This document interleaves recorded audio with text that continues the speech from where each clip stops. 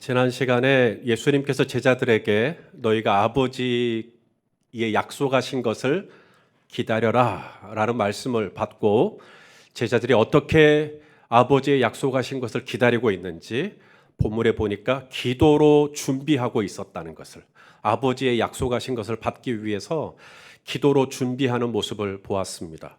특별히 어떻게 기도로 준비했나 했더니 너희가 예루살렘을 떠나지 말고 라고 하셨던 예수님의 말씀에 의지하여 지금 예루살렘 시내에 제자들이 있기가 퍽 위태로운 상황입니다. 왜냐하면 제자들을 찾기 위해 로마 당국과 또 성전의 경비병들이 혈안이 되어 있는 상황에서 예루살렘으로 돌아간다는 것이 쉽지가 않은데 제자들은 예루살렘에서 특별히 다락방에 모여서 함께 기도를 하고 있는 모습을 우리가 보았습니다. 사실 우리가 그렇게 기도를 하지 않아도 하나님은 이미 저와 여러분에게 무엇이 필요한지 다 아셔요. 그러나 하나님이 이미 나에게 있어야 할 것이 무엇인지 다 아신다고 하여 그러므로 기도를 안 해도 된다는 뜻은 아닙니다. 예수님은 우리에게 말씀하시기를 구하라 그리하면 뭐예요? 주실 것이요. 찾으라 그리하면 찾을 것이요. 문을 두드리라 그리하면 너희에게 열릴 것이라고 말씀하십니다.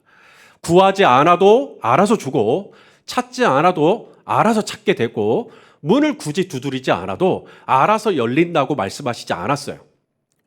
분명히 구하라고 그러면 주겠다고, 찾으라고 그러면 찾을 거라고, 문을 두드리라고 그러면 너희에게 열릴 것이라고 말씀하셨습니다.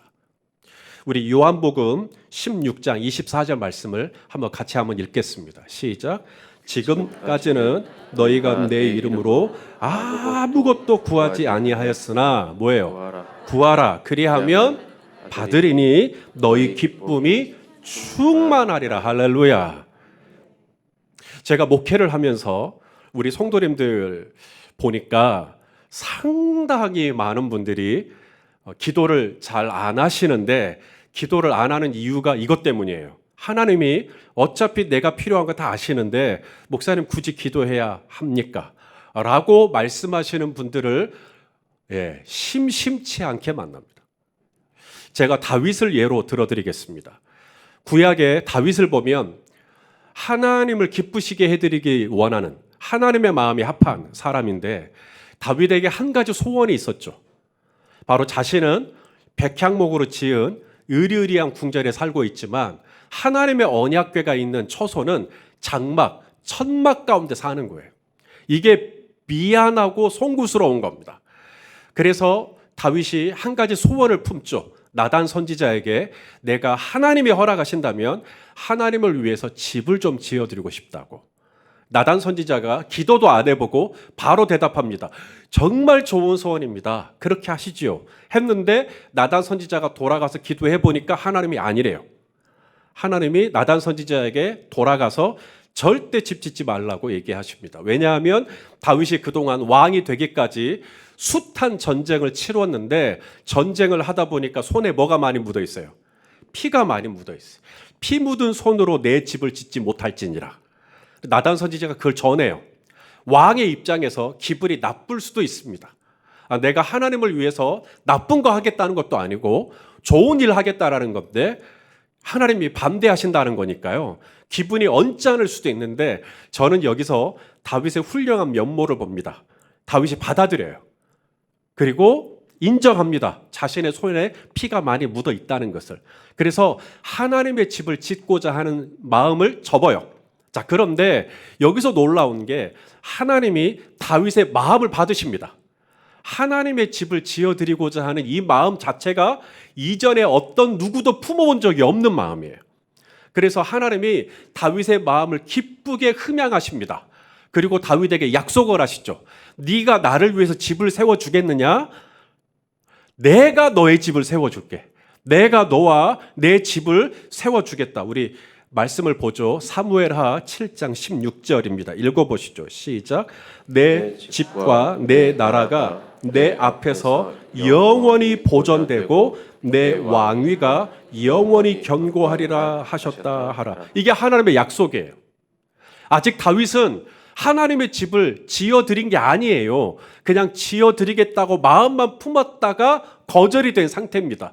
그런데 하나님은 네가 나를 위해 집 지은 걸로 하자. 내가 마음을 받아줄게. 그리고 축복을 해주시기를 너와 내 집과 내 나라가 내 앞에서 영원히 보존될 거다. 이게 무슨 말이냐면 다윗이 이스라엘의 왕인데 다윗의 자녀들 자자손손 이스라엘에서 왕위를 이어갈 수 있도록 내가 그렇게 보존해 주겠다는 거예요. 사실 다윗 이전의 선임이 누구였냐면 사울 왕이었어요. 사울 왕은 중간에 잘렸어요. 왜냐하면 하나님의 말씀에 계속 불순종하다 보니까 하나님께서 사울을 왕으로 삼으신 것을 후회하시고 사울을 패하셨습니다. 그런데 다윗에게는 오늘 뭐라고 약속하시냐면 너와 내 자손은 영원히 왕위를 보존하게 될 거다. 내가 절대 중간에 자르는 일이 없을 거다. 이런 어마어마한 약속을 지금 하고 계시는 겁니다. 다윗이 집을 지어드린 거 아닙니다. 다윗은 마음만 품었을 뿐이에요. 여러분, 하나님을 위해서 기뻐하실 만한 마음만 품어보세요. 하나님이 그 마음을 품은 그 마음 하나만으로도 여러분과 여러분의 가정을 축복하십니다. 자, 그러면 하나님이 약속하셨잖아요. 너와 내 집이 영원히 보존하리라. 그러면 아니 이미 하나님의 약속이 떨어졌으니까 하나님의 어음이 발행됐으니까 이제 알아서 내 자자손손 왕위를 이어받겠잖아요. 그런데 다윗이요. 그 다음에 뭐라고 말씀하냐면 하나님 저와 제 집을 영원히 보존해 주시겠다고요? 그러면 제가 이 제목을 놓고 기도하겠습니다. 이렇게 반응을 합니다. 자, 보시죠. 사무엘하 7장 27절입니다. 읽어보시죠. 시작. 만군의 여호와 이스라엘의 하나님이여 주의 종의 귀를 여시고 이르시기를 내가 너를 위하여 집을 세우리라 하셨으므로 주의 종이 이 기도로 주께 간구할 마음이 생겼나이다. 하나님께서 너와 내 집을 세우겠다고 하셨으니까 할렐루야 이게 끝나는 게 아니라 그 약속하신 하나님의 약속이 성취되기를 위하여 다윗이 뭐 하겠다고요? 기도하겠다고요. 하나님의 약속이 떨어졌지만 그렇기 때문에 알아서 주시겠거니 하고 기다리는 게 아니라 하나님 주시겠다고 하셨으니 제가 더 기도하겠습니다. 여기서 우리는 기도에 대해서 굉장히 중요한 포인트를 얻어요. 성도 여러분, 우리 왜 기도해요?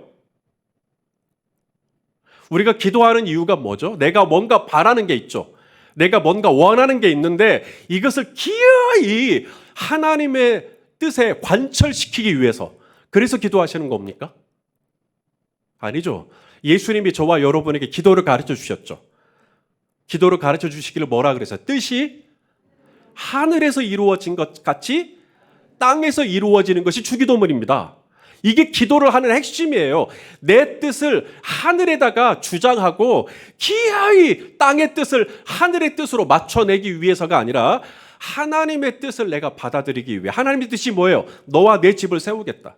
하나님의 뜻이 뭐예요? 제자들아, 너희가 요한에게 물로 세례를 받았듯이 몇 날 며칠이 못되어 너희가 성령으로 세례를 받으리라. 이 하나님의 뜻이 정말로 내 삶 가운데 이루어지기를 위하여, 뜻이 하늘에서 이룬 것 같이 땅에서도 이루어지기를 위하여 기도하는 것이 기도의 본질입니다.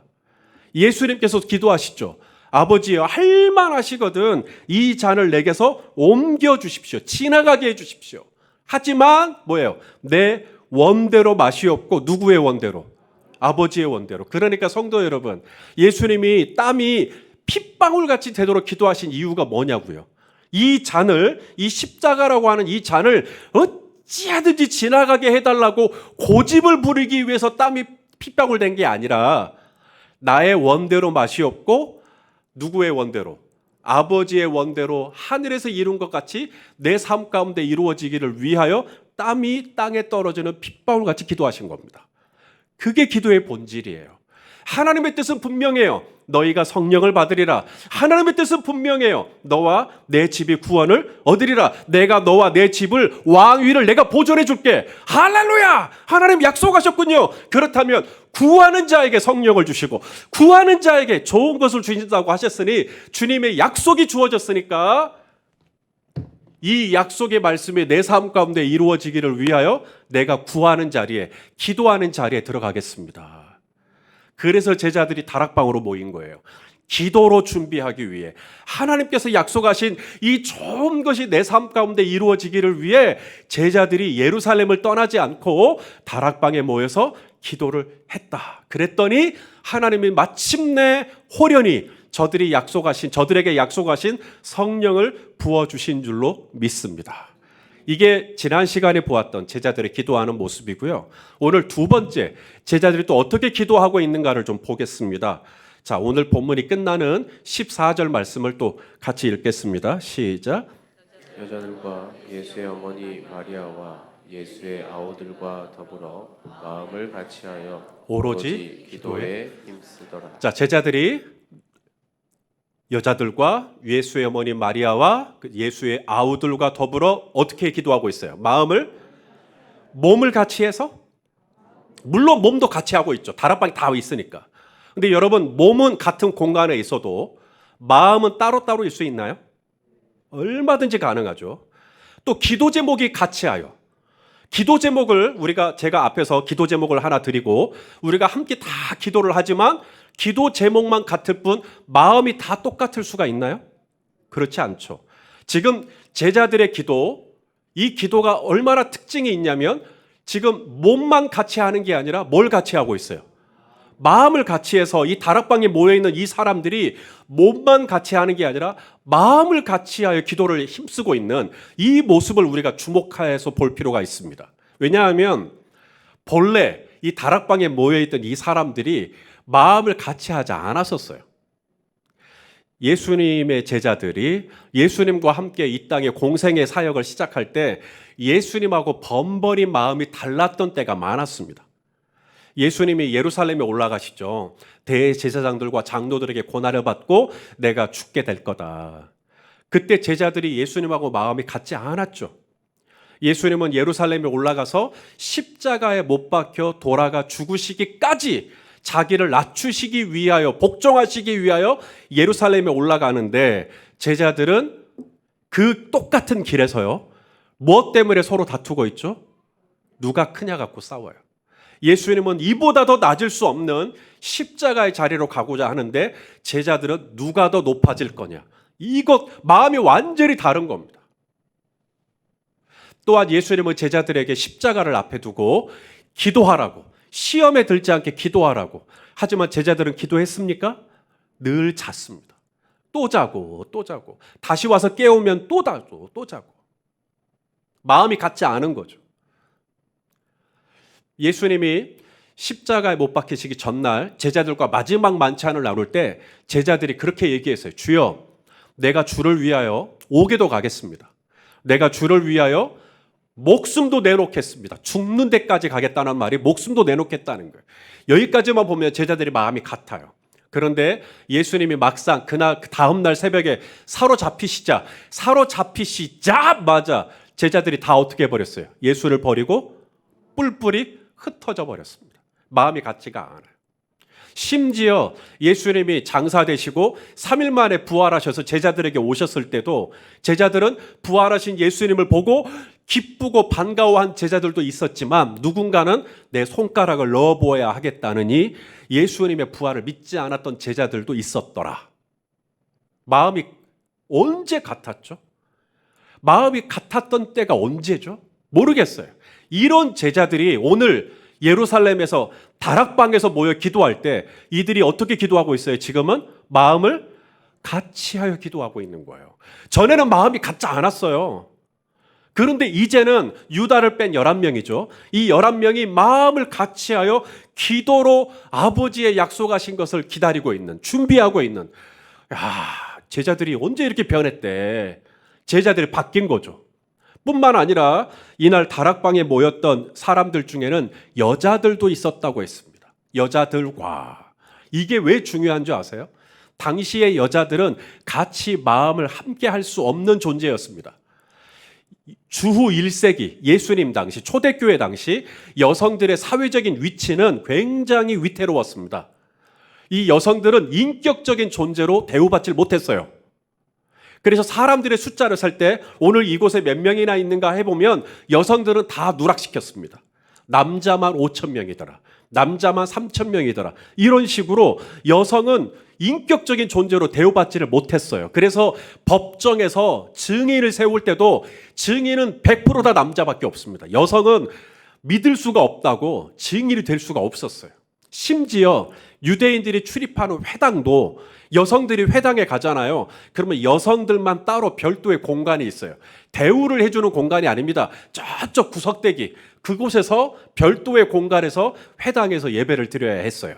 심지어 유대인들이라면 누구나 다 배우는 토라 있죠. 토라, 율법. 여성들에게는 그런 교육적인 혜택도 주어지지가 않았습니다. 이게 당시에 여성들의 사회적인 위치였어요. 이런 여성들과 마음을 같이 한다? 일반적인 정서가 그걸 허락을 안 해요.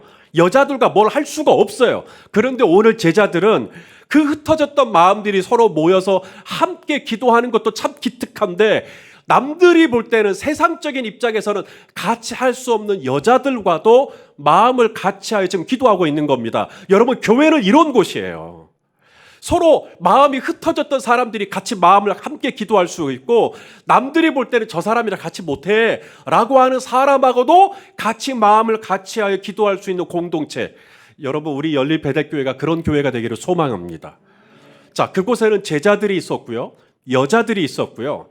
그리고 예수의 어머니 마리아가 있었고요. 또 한 명, 예수의 아우들이 있었다라고 기록을 하고 있죠. 예수의 아우들. 여러분, 이 예수의 아우들이 어떤 아우들이었는가? 예수님이 이제 형이죠. 남동생인 경우는 예수님을 형, 그리고 여동생인 경우에는 예수님을 이제 오라비, 오빠라고 불렀겠죠. 이 예수의 아우들이요, 복음서에 보면 예수님이 자신의 형이고 자신의 오빠잖아요. 예수님을 메시아로 하나님의 아들로 받아들이지 않아요. 이 예수의 아우들이. 우리 요한복음 7장 5절 말씀입니다. 읽어보시죠. 시작. 이는 그 형제들까지도 예수를 믿지 아니함이라. 여러분, 잘못 읽은 거 아니에요. 진짜예요. 예수의 아우들이요, 예수를 믿지 않았어요. 누구보다 예수님이 하나님의 아들이신 걸 믿을 수 있을 것 같잖아요. 내가 그분의 동생이고 내가 그분의 여동생이라면. 그런데 믿지 않아요. 그러므로 오늘 이 자리에 예배드리신 우리 성도님들 중에 믿지 아니하는 내 배우자가 있거나 믿지 아니하는 내 자녀 때문에 마음이 아프신 분이 계시다면 여러분, 예수님도요, 그 아우들이 예수님 믿지 않았어요. 이 아우들에게 있어서 자신들의 형, 아우들에게 있어서 자신들의 오빠는 참 부끄러운 존재였습니다. 왜냐하면 사람들이 이 예수님을 뭐라고 말하냐면 미쳤다는 얘기를 하는 거예요. 그런 얘기를 들을 때마다 이 남동생의 입장에서 또 이 여동생들의 입장에서 너무 수치스러운 거예요. 오빠가 창피한 겁니다. 보실래요? 마가복음 3장 21절입니다. 이 아우들이 결국은 자신들의 형과 오라비를 붙들러 나와요. 아주 그만 좀 하라고. 한번 읽어보실래요? 시작. 예수의 친족들이 듣고 그를 붙들러 나오니 이는 그가 미쳤다 하며. 사람들이 수군거려요. 형을 사람들이 뭐라는 줄 알아? 형 미쳤대. 형 돌았대. 아, 오빠 그만 좀 해. 아, 창피해 죽겠네. 아, 지금 오래간만에 나사렛 갈릴리에 와가지고 지금 뭐 하는 거야 지금. 이게 지금 예수의 아우들의 주소였습니다. 자신들의 오라비였던 예수님을 믿지 않았어요. 언제까지 안 믿었나? 예수님이 십자가 처형을 당할 때 그 마지막 순간에 예수의 어머니 마리아는 끝까지 함께합니다. 그런데 예수의 아우들 중에 어느 누구 하나 그 마지막 처형의 형 집행 장소에 있었다는 기록이 없어요. 마지막까지 형 얼굴 안 봅니다. 마지막까지 오빠 얼굴 안 봐요. 이게 예수의 아우들이었어요. 마지막 순간까지 거절합니다. 안 믿어요. 절대 안 믿어요. 그런데 이런 아우들이 오늘 사도행전 말씀을 보니까 예루살렘을 떠나지 않고 다락방에서 기도하는데 그 명단에 예수의 아우들이 있는 거예요. 끝까지 형을 믿지 않았던, 끝까지 오라비를 믿지 않았던 이 예수의 아우들이 이제는 예수의 어머니 마리아와 함께 마음을 같이 해서 몸만 같이 하는 거 아닙니다. 몸만 같이 했다면 말하자면 예수의 어머니 마리아의 눈치를 본 거죠. 어머니의 눈치를 보고 난 진짜 다락방에 있기 싫은데 억지로 만일에 그랬다면 오늘 이 마음을 같이 하여 이게 거짓말이라는 이야기인데 그러면 성경이 잘못 기록된 거겠죠. 하지만 아시는 대로 성경은 1.1에도 틀림이 없죠. 왜요? 성령 하나님의 감동하심으로 쓰여진 거니까. 그러므로 오늘 이 예수의 아우들이 이 다락방에서 제자들과 그리고 여자들과 예수의 어머니 마리아와 마음을 같이 했다 하는 말은 이건 비유도 아니고 과장도 아닙니다. 이건 진짜였던 거예요. 사실 진짜로 예수의 아우들이 마음이 달라진 거죠. 바뀐 거예요. 예전하고 달라진 겁니다. 특별히 예수의 아우들 중에 누가 있냐면 야고보라고 동생이 있습니다. 우리 마태복음 13장 55절 말씀 한번 읽어보시죠. 시작. 이는 그 목수의 아들이 아니냐. 그 어머니는 마리아. 그 형제들은 야고보, 요셉, 시몬, 유다라. 유다라 하지 않느냐. 자, 예수의 남동생 명단이 좀 나오죠. 여기 예수님의 남동생의 명단이요. 누가복음에도 똑같이 그 순서대로 나옵니다. 첫 번째가 누구예요? 그러니까 예수님의 바로 직속, 바로 밑에 동생이 바로 야고보라는 것을 알 수가 있죠. 뭐 헬라어로는 야고보. 근데 구약에서는 우리가 야곱으로 알고 있죠. 야곱. 이거 히브리어입니다.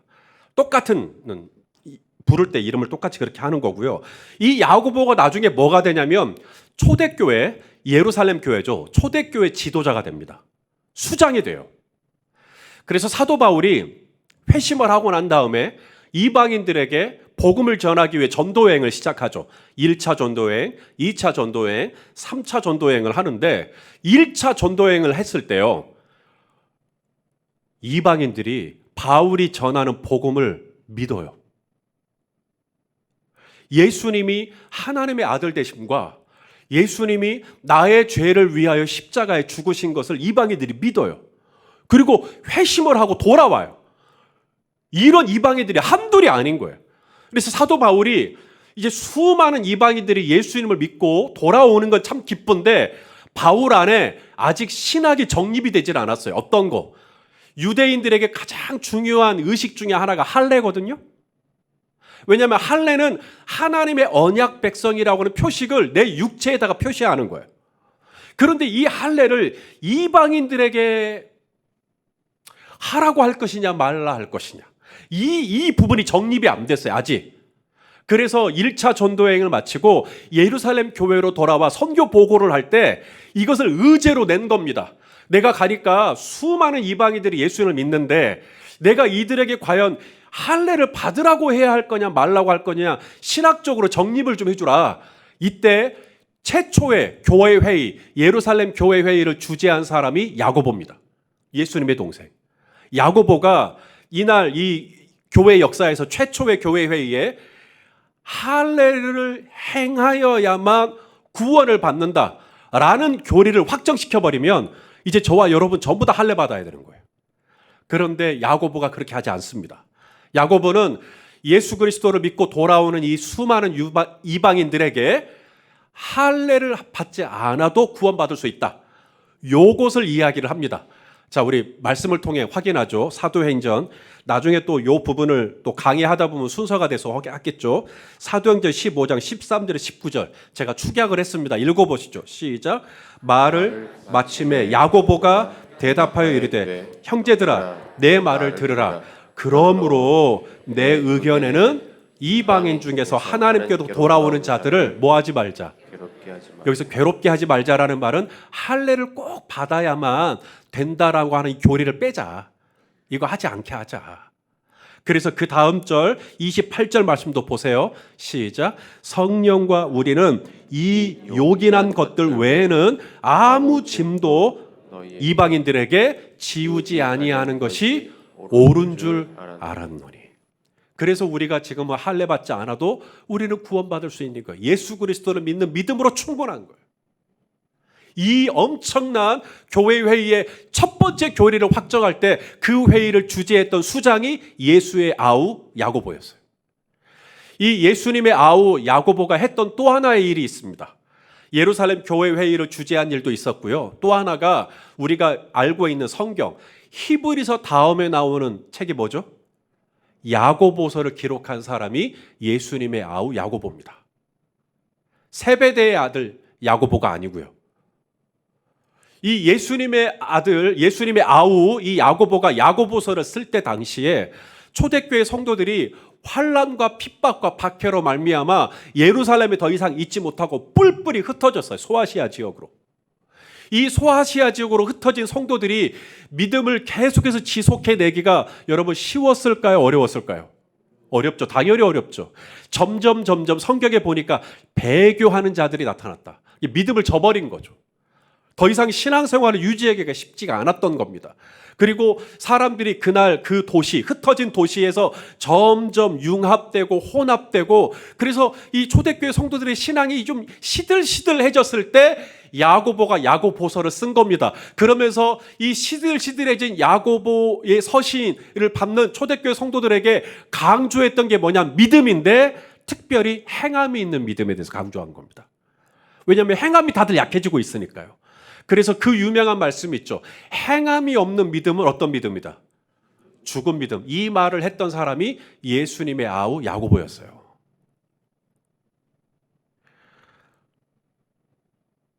한때는 예수님을 믿지 않았던 야고보가 한때는 예수님이 하나님의 아들이라고 할 때마다 또 시작이네. 예수님이 내가 그리스도다, 내가 메시아다라고 할 때마다 진절이 몸서리를 쳤던 이 야고보가, 예수님을 부끄러워했던 야고보가, 예수님을 미워했던 야고보가, 예수님을 부담스러워했던 야고보가 바뀌었어요. 예수님의 십자가 처형의 장소까지도 그림자조차 내밀지 않았던 야고보가 바뀐 거예요. 예수의 아우들이 도대체 어떻게 바뀐 게 된 거죠? 계기가 뭐죠? 성경에 어디를 봐도 계기가 안 나오는데 이해할 수 있는 계기는 딱 하나밖에 없습니다. 예수님의 부활을 직접 목격한 겁니다. 죽은 줄 알았던 자신의 형이 살아난 거예요. 이걸 야고보가 보고 난 다음에 그때 깨진 겁니다. 이것은 제 이야기가 아니라 사도 바울의 증언이에요. 예수님이 부활하시고 이 땅에 40일 동안 있었다 그랬거든요. 이 땅에 40일 동안 있으면서 예수님이 여러 사람들에게 당신을 보이셨죠. 막달라 마리아에게도, 엠마오로 내려가는 두 제자에게도, 예수님의 제자들에게도, 예수님이 많은 사람들에게 당신을 보이셨는데 그 중에 누구에게 보이셨냐면 고린도 교회에 쓴 편지에 보면 야고보에게 예수님이 보이셨다. 이런 기록이 있습니다. 우리 고린도전서 15장 4절에서 7절까지 같이 읽겠습니다. 시작. 장사 지낸 바 되셨다가 성경대로 사흘 만에 다시 살아나사 게바에게 보이시고 후에 12제자에게와 그 후에 500여 형제에게 일시에 보이셨나니 그 중에 지금까지는 대다수가 살아있고 없던 사람은 잠들었으며 그 후에 야고보에게 여기서 야고보가 예수님의 아우 야고보입니다.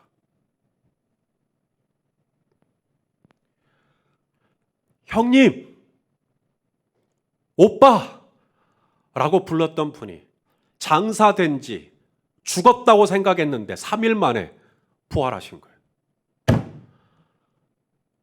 맞구나. 우리 형님 그리스도가 맞구나. 우리 형님 하나님의 아들이 맞았구나. 부활을 통해 제 아우들이 확신을 하게 된 겁니다. 그 다음부터 이 아우들이 예루살렘을 떠나지 않고 제자들과 그리고 그들의 어머니 마리아와 함께 다락방에서 뭐 하고 있어요? 기도. 어떻게? 마음을 같이 해서 기도하고 있는 거예요. 전에 마음을 같이 했었어요? 아니요. 전에 마음을 같이 하지 않았어요. 그러니까 오늘 이 다락방에 모인 이 사람들은 전부 다 한때는 마음을 같이 하지 않았던 사람들이죠. 예수님은 낮아지려고 하는데 그들은 높아지려고 했던 제자들이었고, 다른 사람들은 여자라고 하는 이유만으로 함께하지 않았는데 이제는 제자들이 그 여자들과도 같이 마음을 같이 합니다. 한때는 예수님을 부담스러워하고 예수님을 거부하고 싫어했던 아우들이 이제는 마음을 같이하여 함께 다락방에 모여 아버지의 약속하신 성령을 기다리기 위하여 기도로 준비하고 있는 모습들. 함께 하지 않았던 저들이 이제는 함께 하고, 같지 않았던 저들이 이제는 같이 하고, 마음이 같아진 적이 없었던 저들이 이제는 온 마음으로 함께하여 함께 기도하고 있는 것이죠. 사랑하시는 열린배대교회 성도 여러분, 한때는 마음이 뿔뿔이 흩어져 있고, 한때는 마음이 높낮이가 다 다르고, 온도가 다 다르고, 관심사가 다 다르고, 몸은 여기 있지만 마음은 콩밭에 가 있는, 그렇게 완전히 구별되고 달라지고 흩어졌던 마음들인데, 이제는 이 제자들이 하나가 됐어요.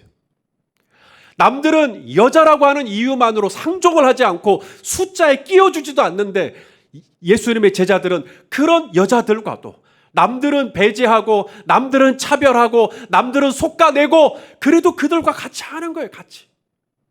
한때는 예수의 아우들도 예수를 믿지 않았고 마음을 같이 하지 않았는데, 지금은 마음을 같이 하고 있는 거예요. 사랑하시는 성도 여러분, 도대체 마음을 같이 하지 않았던 이들이 지금 어떻게 마음을 같이 하고 있냐고요. 설명은 이것밖에 안 돼요. 주님의 은혜. 저는 이 은혜가 말씀을 준비하는 내내 이 교회 위에 동일하게 하나님께서 부어주시기를 간절히 사모합니다.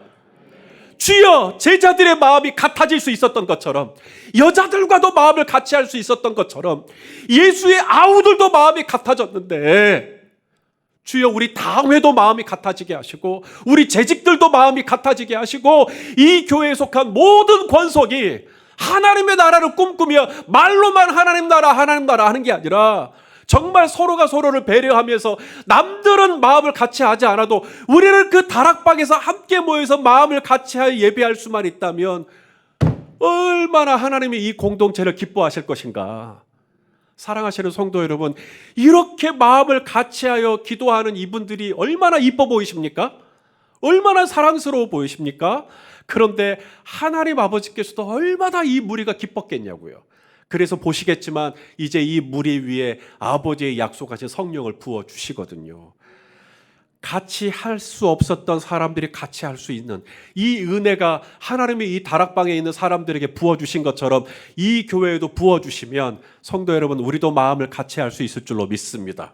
우리가 마음을 같이 하여 기도하면 하나님께서 이미 우리가 있어야 될 것을 다 아시지만, 그럼에도 불구하고 우리가 마음을 같이하여 기도로 준비하고 있으면, 기도로 깨어 있으면, 우리 하나님께서 저와 여러분을 기쁘게 받아주시고 저와 여러분의 삶에 약속하신 이 귀하고 복된 약속들이 신실하게 이루어질 수 있도록 응답해 주실 줄로 믿습니다. 구하라, 주실 것이요, 찾으라, 찾을 것이요, 문을 두드리라, 열릴 것이니, 우리에게 주신 이 약속의 말씀을 붙들고 구하는 자에게 주시마 하시는 말씀, 우리 마음을 같이하여 함께 기도하는 우리 모든 공동체가 될 수 있기를 예수님의 이름으로 축원합니다. 기도하겠습니다. 존귀하신 하나님, 우리 열린 베델교회도 마음이 같아지기를 원합니다. 주여, 우리가 마음을 같이하여 정말 여자들과도 같이 하고 제자들과도 같이 하고 예수의 아우들과도 같이 하는 그런 공동체가 될 수 있도록 축복해 주시옵소서. 예수님의 이름으로 기도하옵나이다. 아멘.